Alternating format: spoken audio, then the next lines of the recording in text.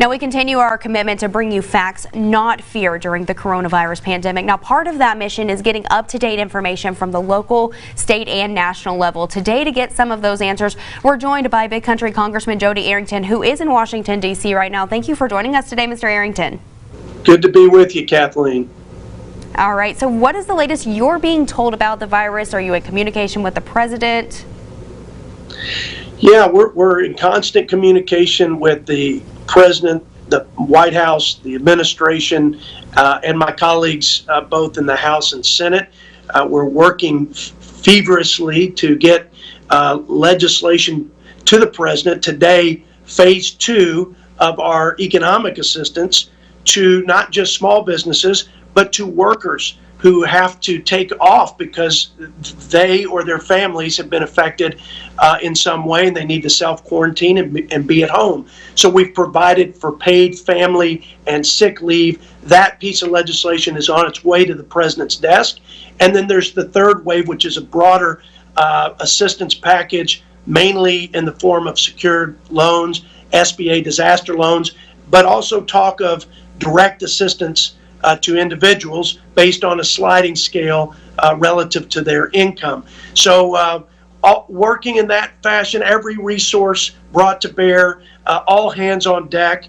But I think what you said about fear and panic, listen, we need to keep this in perspective. We need to take the precautions. We have a key window of about 3 weeks now where everybody needs to be doing their part with respect to hygiene, staying away from crowds, staying home to the extent that they can, self-quarantine if they're sick. So we need to be vigilant so that we can contain it, so that we can prevent the spread, and we can manage our way through this. 80% of the people that get this virus will show little to no symptoms. We need to protect the vulnerable, the elderly, those with underlying conditions. Those are the folks that we're protecting by doing our part at all levels of government, in our communities, and in our families, and individual responsibility as well, Kathleen. Absolutely. And Congressman Arrington, there's been a lot of work happening at the local, state, and national level, and we've been seeing President Trump giving those daily briefings. How do you think he's handling the COVID-19 pandemic?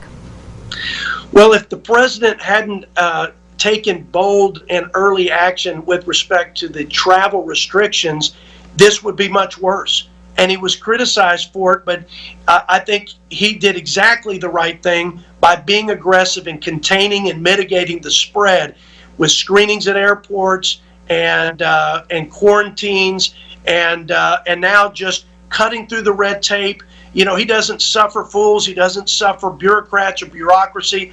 That's going to be to our advantage.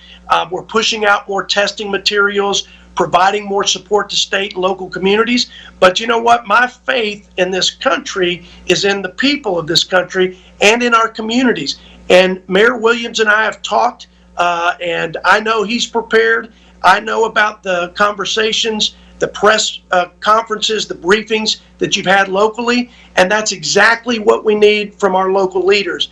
Communicate, communicate, communicate. Keep people calm, doing the right thing. We're going to get through this. We're going to get through it because we're strong and resilient people, and because we have the best health system, and because we're all doing the right things. We're all being responsible. We're all taking the necessary precautions and actions, and it won't be long before we get on the other side, get back to normal, but we have to be diligent. We have to be engaged at this point. And I want to thank Mayor Williams for rallying the community, and I know other local leaders as well, especially those at the school district who are doing a phenomenal job protecting those kids, staying engaged from an educational perspective, and providing meals for kids that come from families that have food insecurity issues.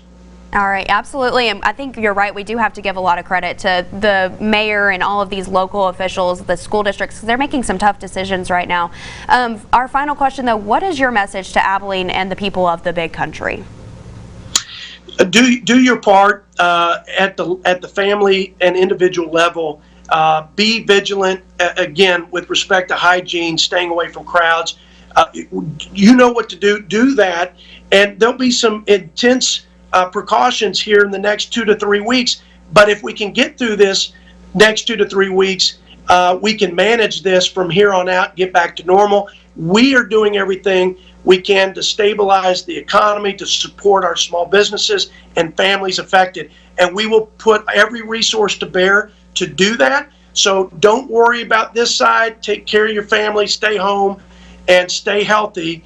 And remember, we live in a great country, and we will get through this, and we'll be victorious in the battle against this virus.